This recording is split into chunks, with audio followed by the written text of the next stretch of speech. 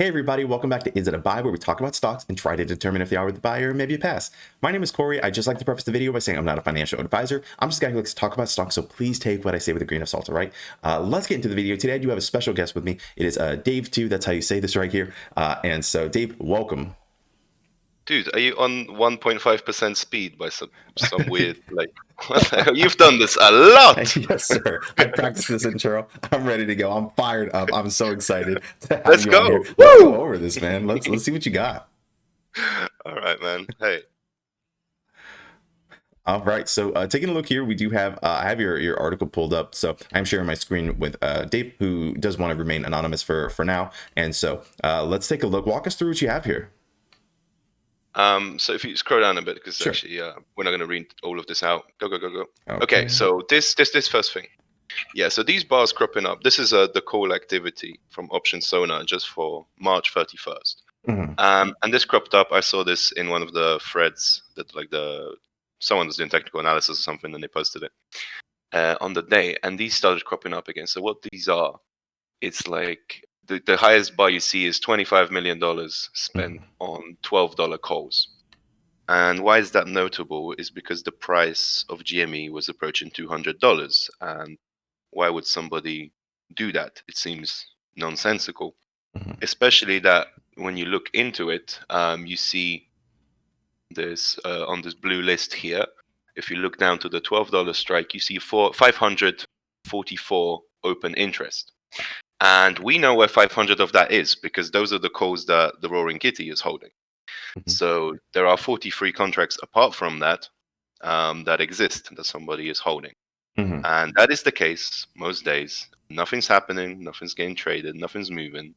But then we get these 10-day spurts where 2,000, 3,000 of those contracts are traded in a day. They're created out of thin air. They are traded very fast, and they vanish into the wind. So this is not only happening with that call, it's just with that one, we know everybody in the world knows where 500 of those are because the Roaring Kitty is still posting updates, right? So we know where 500 of those are for sure. So that's, a little bit of zeroing in there. Right. But as you can see there, it's happening on call strikes from $3 to $19. And I have looked at, the individual trades, and I have those kind of screenshots down there. There is pretty much no activity happening there apart from this. So what is this? I don't know. Are we going down? I've forgotten what it looks like. I've written like 30,000 words since this. I've forgotten what this looks like. Can you scroll down so I see what's there? Sure, yeah. Down the rabbit hole. Okay, so yeah. So here you see those are the $12, the one that DFV has. So you see at the very bottom, 23rd, 24th February, 1 traded, 0 traded. Okay, and then you have bang, 2,500, 2.5, 2.5, so on for however many days, and then back down to 1 traded, to nothing happening. So curious, peculiar, right? And this is not only happening with this. However, what shines a lot of light on this is the SEC paper that's linked at the top of this, which you don't need to bring up. People can click that. It's not very difficult to understand. It's not overly technical in my view. It's not like those DTCC filings where you need a fucking 8-man legal team to make sense of a paragraph. Right. They're pretty simple to understand because it's like a research paper that was written and published at this Institute for Risk or something, which said that regulations show, and it's closed out a requirement, which is to do with returning borrowed shares and fail to delivers. That regulation is being circumvented through several practices this paper describes, but one of them is using deep in the money call options to reset the clock. So if we scroll down a lot to the graphs, so these are all the volumes. I went down, using these strikes that we know for sure were being, played with. I went to days that were hot for them, that had huge trades. And then I found other strikes that were hot those days. And this is happening all over the place. From, every expiry pretty much from $0.5 calls to like 25, 40 even. So yeah. Yeah, so everywhere you're seeing these just additional. This one is the funniest. Click this one with the woman. This one. Yeah, at the very bottom. So this is especially funny because I actually sent this to the SEC. Scroll down at the bottom. So there is, look, zero open interest, Mm-hmm. or one. There's nothing happening. It's a $1 call for January 2022. Yeah, in a year's time. Mm-hmm. Of course, everybody knows the price is going to be more than $1 because they're not going bankrupt, right? Nobody's Right. buying these. They are nonsensical calls, and nothing's happening there except for those 2 days in February where 3,000 calls are traded, representing 300 shares. So what the fuck is that? Right. You And you know? found that in all of this that's going I on. found this in one evening once I decided to find it. Right. Because this activity started cropping up again, and we saw it in February, and people posted like a screenshot of just the trade blocks, like one of these things here that I have, like the 30 of. They Mm-hmm. posted one of those. They saw the $12 and $15 calls because there were huge trades happening in February, like 120 million at a time. Oh, So they saw jeez. that, and somebody even said at the beginning that it might be like a bullish play, somebody stocking up, but it doesn't make sense. Whereas the SEC paper actually explains it. It is literally the thing. I think it is very hard to refute, and nobody has presented any way of doing so, that this is not resetting the clock. These words are used in the SEC paper, resetting the clock.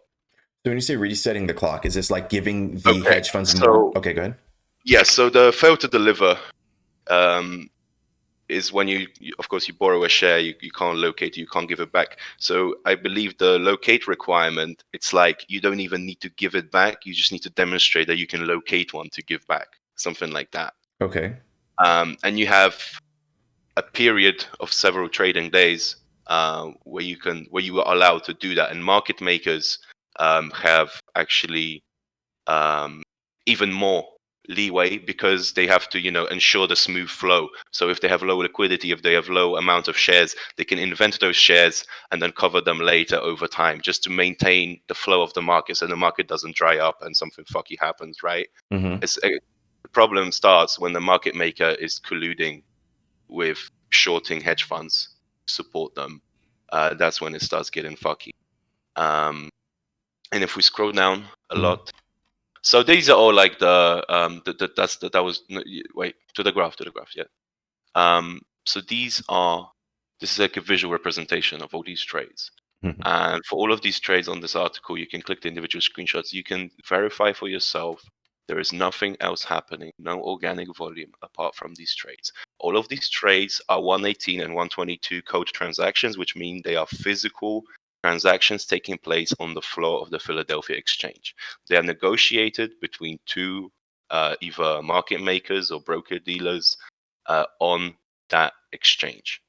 And there are two working theories as to what that means.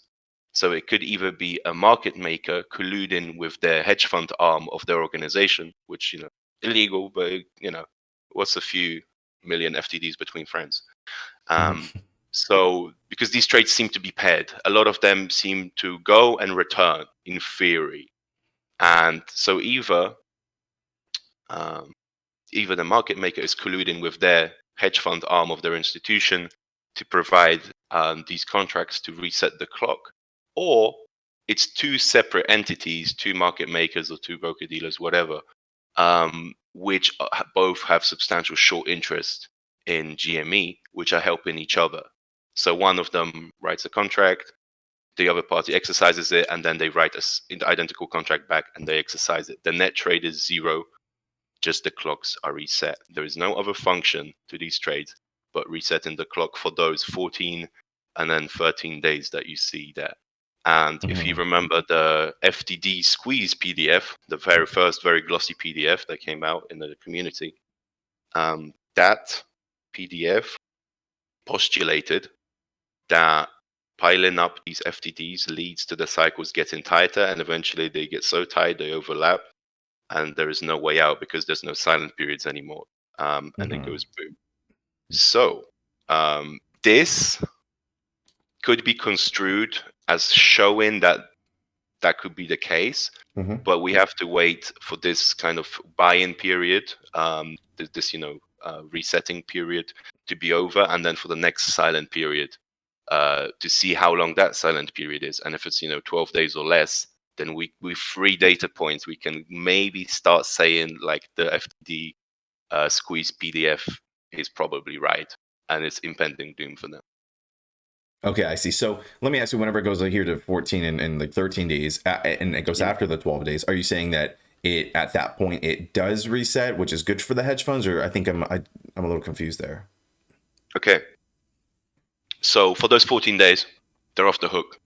They can do whatever they're doing. They don't need to worry about locating shares. They're off the hook with their shorts. They pay interest if they have money to pay interest, and if they have margin to cover the fluctuations in price, they're good. They don't have to worry about shit. But if you scroll down more, more. Actually, no, it's in the second post, in the part 2. Okay. With a big red line across it. One more. Yeah, these are the fail to delivers. The red line is SEC failed to deliver data. Like the highest peak represents about 2 million shares failed to deliver. And you can see as soon as this stuff is done, these huge blocks are done, there is no fail to delivers for about 14 days. And then as soon as it spikes up, this activity resumes. So we can see that they could be construed to move together. There is not enough data points for a correlation yet to calculate whether it's significant anyway. But being an ape and just looking at this, something could be up. Right. So this is actually very interesting because this is obviously around January 27th. This is this looks like whenever. Yeah, that's January 27th. Yeah, that's right. when the price. Right. Yeah. This is when the price went, up above $20. And so, which is very interesting because as you can see, there's like a direct correlation with what's going on in this graph. It looks like it goes up and then, it just kind of like the stock actually follows. So do you think that this could be a way for us to track the next squeeze or what's going to happen? Or the price movement? Yeah, at your own peril. Yeah, don't quote me. You do that, but okay, not on my fucking responsibility. Maybe, I don't know. Who am I? I'm just the guy who found it. Right. Okay. If you go back to part 1, you will have a graph down with against the short interest. This. So the orange line on this is the official S3 partners, totally not owned by Citadel, short interest. Okay. Interesting how it starts dipping as soon as this activity spikes. On January 13th, we see the first big dip with a big little stack. The first big stack that you see from the left. Yeah, you see how it corresponds directly to the first big dip. Right.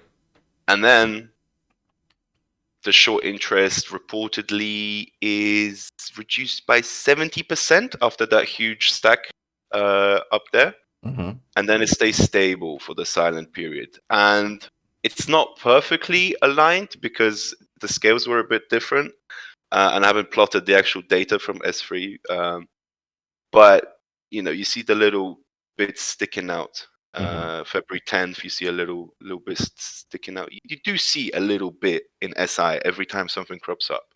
And then February 25th, this activity resumes at a respectable level again, and we see the short interest starts dropping again. The official reported short interest, I would like to add. So, yeah, that's not enough data points yet, but being an ape and just looking at this, something's up. Yeah, it's okay. Yeah, it's interesting stuff. Okay, interesting, isn't it? Very. Yeah, very. All right, so let's go back here.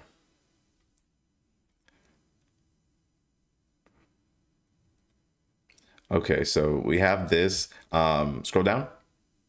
Yep.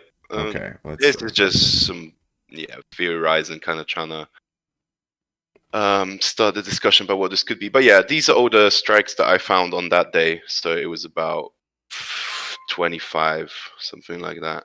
That were all used. Pretty much nothing else was happening. Those. Okay, and that's the end of this one. That's the first post.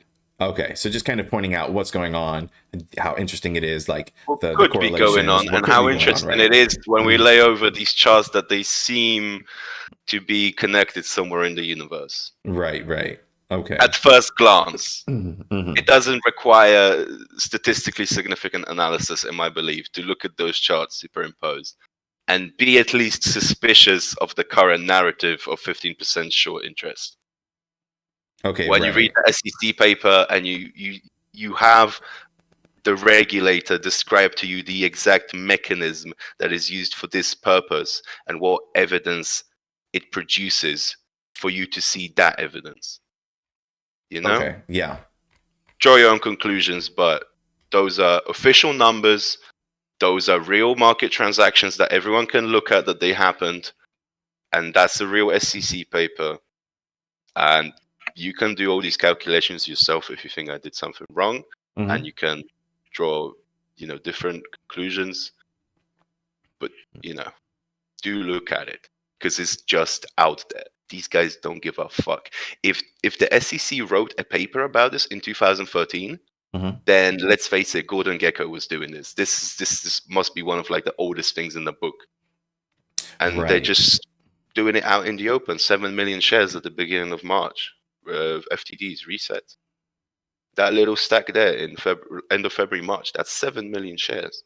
7.5. Right. So would you theorize that like these guys can just keep resetting and then make us like wait forever, like on some kind of short Yes, that's squeeze? that's a worry, and that's what we're waiting another maybe 20 trading days to see how long this resetting cycle Right. lasts and how long the next silent period lasts. So the silent period so far between significant activity have lasted 14 and then 13 trading days.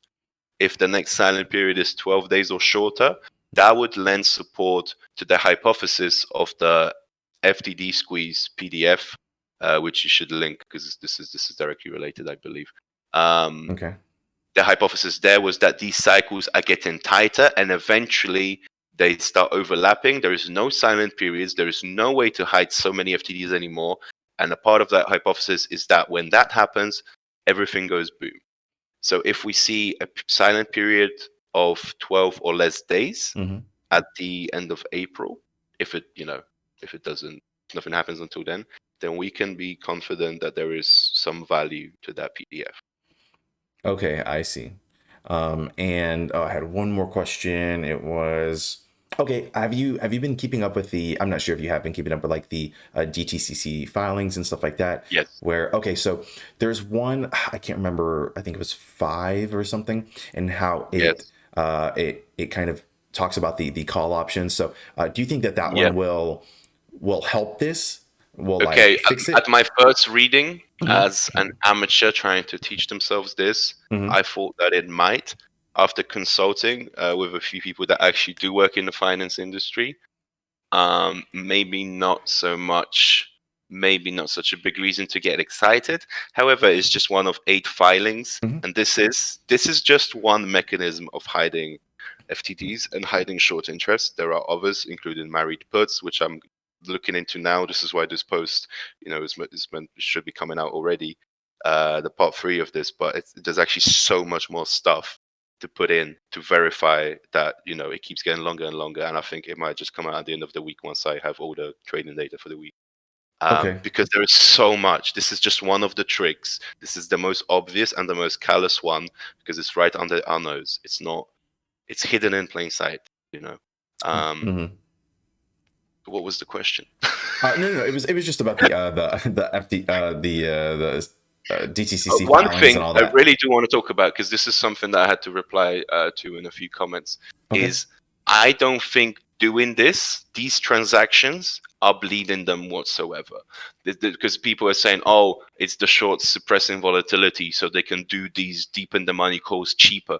It has no effect because either it's like the market maker colluding with the hedge fund arm of the organization, which is a kind of transaction like you take $100 from your left pocket and you put in your right pocket. Is that kind of transaction, or it's two parties with short interest and capabilities to write these calls in that way, colluding to reset each other's FTDs. In which case, it's like to me, to you, to me, to you. It's a net zero trade. What's bleeding them is the interest on this, whatever that is, and what's going to bring about their doom is either regulators coming in and stopping this bullshit, Mhm. or the cycle's getting tighter and tighter until there's no silent periods and there is just no way out. There might already be no way out. We will have to wait and see. It'll be extremely interesting. Right. So this doesn't bleed them. The actual transactions don't. Interest on those shares that are missing does. And what's going to end them is either the regulators or the cycles piling up. Okay, I see. And So this is a very good tactic. It's kicking the can down the road basically for free if the regulators don't come in.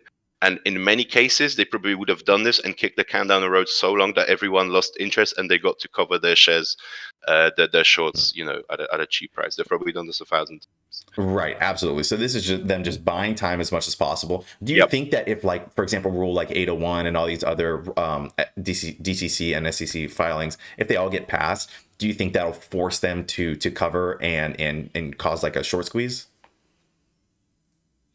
I want to go through all of the filings at the bottom of part 3 of this, how I think it relates to the data. So I want to reserve saying stuff Okay, about that saying what'll happen after. there. Okay, that's I'm okay. not Fair enough. yet done with all of that. We have to kill the hype. We have to kill projections and expectations, and I really do believe in that. And yeah, just after I'm done with that, and I go through all of it in writing, I'll be ready to answer that. Right. And when you say kill the hype, it's more like just be ready for the long haul, right? Don't Yeah. This right. because this is the most active stock right now. Not like there's no other stock where so much stuff is happening every day. Like all these changes, regulations, transformation, shorts, FTDs, blah blah blah blah blah blah. Right? There is stuff to get excited about every single week. Don't, because most of it doesn't mean anything by itself. It's the total aggregate effect of all those little tugs on the noose.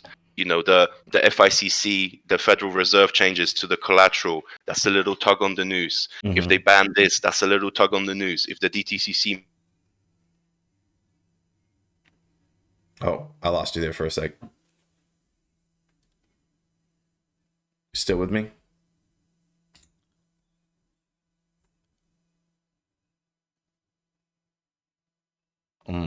Okay, I think I lost you for a sec while I let Dave come back. Yeah, so guys, so as you can see, I think his point is, excuse me, man, I got something in my throat. I think his point is there's a lot of different things. There's nothing to get excited about. Here you are. Sorry, I lost you there for a second. You got to keep your cool with this. It may take however long. Be prepared for that. Right. So just to reiterate, you cut out for a sec, so I started talking. But so just to yeah. Oh boy, now we're probably disconnected a little bit. But so basically, what happened? And Dave, if you can hear me, I'm still talking, my friend. I'm still here for you, buddy. But basically, what Dave is saying is, yes. Sorry, I lost connection for a sec there. That's okay. You're back with me. Cool. Okay, awesome. So let me just walk through really quick what I think the direction you were going in. And basically, guys, what Dave is saying is there's going to be a lot of little pieces that kind of put it all together. And then hopefully everything all combined, when it's all said and done, that'll give us the opportunity for this short squeeze. You know what I mean? And it's going to be... And there's a lot of pieces that need to fall into place because we want it to happen right. We don't want them to cover a little bit and then get out of it somehow. Who knows? I don't think. I think the older pieces together will ensure the inevitability. Yeah. But it's not going to be any single piece that's going to send this rocket. It's going to be when pressure gets too much. Right. 8 different filings, 4 announcements. It all comes together. The interest piles up. The market is due for a correction. All the other positions might tank. The margins might decrease. The Federal Reserve fucked them. It's a lot of stuff coming together. If you believe that there's as much short interest as we think there might be, if you believe that this will be the most giant short squeeze there is, then that implies that this is a scale of fraud. This is a house of cards on a scale never revealed to the public before. And to bring something like that down, it's going to take time and constant pressure. It's not going to be any single thing. So just keep it cool and just make sure you learn about all the things that are going on. But don't get overly excited. Don't hang on to words. If you don't know, ask. And that's the big problem. Exactly. And this is something I've been talking about, guys. Educate yourselves on what's going on. And I think at the very least, doing these DDs with these, apes has just really helped me, be super concrete. I wasn't be able to be shaken before, but learning what's happening, I'm really seeing all these ducks line up to be ready to be just taking care of all at the same time. Okay. And I think that it's going to take a while. You know, we've seen people, there's a big YouTuber or medium-sized YouTuber that just got fatigued and kind of quit. And, you know, I understand there's a lot of fatigue that goes into this, but you know what? I'm in it for the long haul. I'm thinking of this as a long play, and that FOMO. I don't want to miss out on what I think is going to be probably one of the biggest short squeezes of all time. I'm And going to so, say an mhm. encouraging thing now, Okay. to close out with. Okay, if you ever falter your belief in the squeeze, just remind yourself that Ryan Cohen believes in the squeeze. A couple of days ago, we had announced that they upped their share program. Okay, so they can sell a 3.5 million new shares on the open market, right? But they just bumped the price point. Before they could sell them for 100 million, now they can sell them for 1 billion. And today we just had it announced that he's going to become the chairman of the board, and all of the directors are going to be compensated 100% in stock from now on. If the GameStop board and Ryan Cohen believe in the squeeze, I think hold on to your belief too. Yeah, absolutely. And remember, them having so much stock interest, they want the stock price to go up as much as possible. Keep that Of in course mind they do. also. So that is a big deal for them. And so and there's a lot of stuff going on. So I think that's great. Was there anything else that you wanted to cover? Nah, man, we'll do another video on the other bullshit that I've done. Oh, You know, oh, the one with the GameStop transformation and that kind of business plan thing. That's a fun thing we can do. okay, But yeah. that's another whole video. Yeah, sounds great. I think this is a good amount of information, a great start to what's going on, just to give you guys a little snippet of the information rather than, you know, bombarding you with everything. I know some of it is hard to digest. I know these graphs look a little intimidating, but you know, they're not too bad to understand. So I would encourage you guys taking a look at these and just feeling a little more comfortable with them. If you still have trouble understanding, just let us know, and we're happy to answer like any kind of questions. But that is what I have for you guys. So thank you so much for taking the time to watch the video. Thank you so much, Dave, for coming on the show. I appreciate it. Dave is gonna come back, and we're gonna go over some other things with you We'll guys. come back. Yeah, And in the absolutely. meantime, if you jump through to my profile, I have a lot of reading you can do without numbers. A lot of pieces that I write every day, 15-minute reads or longer. Because I'm doing this full time now, out of the kindness of the apes that have contributed to my coffee donation pot, which you can find linked on the right there as well. If you like this stuff, I am writing about GameStop and researching it full time, and I am a professional writer. My background is in marketing and writing. So some people think this is pretty good. If you enjoy reading serious DDs, you might enjoy these. Awesome. Yeah, sounds great, guys. Make sure you guys check them out. Again, thank you so much for taking the time to watch the video. I appreciate all the support. You guys have a great day. Peace.